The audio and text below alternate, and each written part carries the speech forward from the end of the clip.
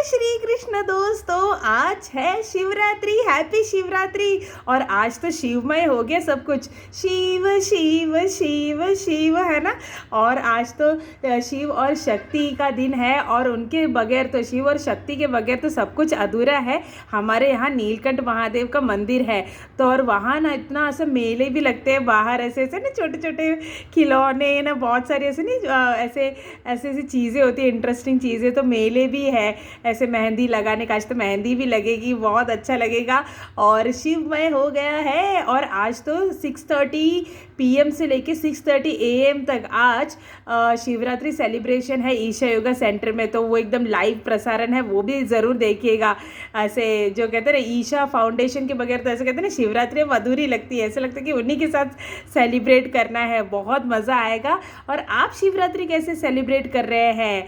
नमः पार्वती पते, हर हर महादेव। जय श्री कृष्णा।